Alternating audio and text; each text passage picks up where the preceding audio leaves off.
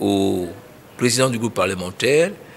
qui, à leur tour, gèrent l'ensemble des députés, les dispositions qui sont prises, d'abord pour la séance inaugurale qui aura lieu le lundi 16. Et sur ce point-là, le président de l'Assemblée nationale a annoncé aux membres du Présidium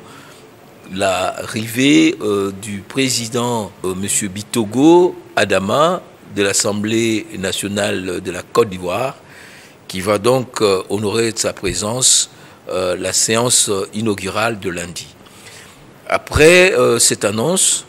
le président de l'Assemblée nationale a fait part au président du groupe parlementaire des dispositions prises en ce qui concerne l'organisation matérielle de la reprise des travaux, des dispositions relatives à l'organisation des travaux parlementaires. Il s'agit notamment de la constitution des commissions permanentes, les principes sur les 10 commissions et le comité des sages, les orientations sur la diplomatie parlementaire avec l'impératif pour le président du groupe parlementaire de transmettre le nom de députés qui vont faire partie des groupes nationaux dans leurs relations multilatérales. Il a aussi abordé les contenus, le fond du travail parlementaire qui va commencer.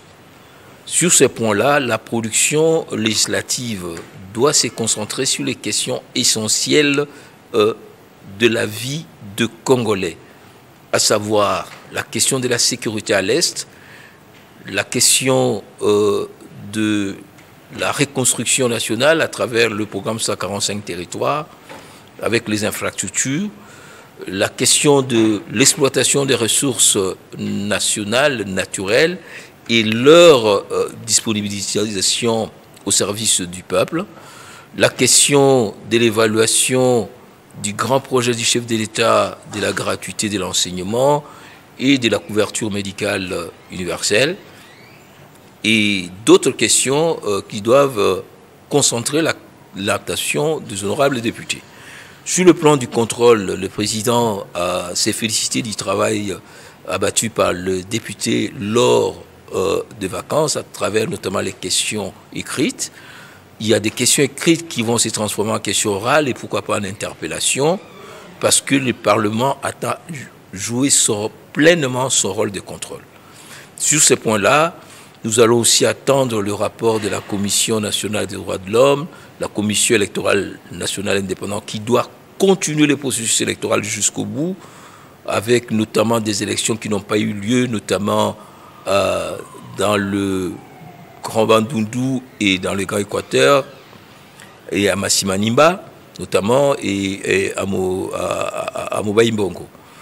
Il y a aussi le rapport de la Cour des comptes, sans oublier les 2 questions essentielles, fondamentales, inscrites à l'ordre du jour, à savoir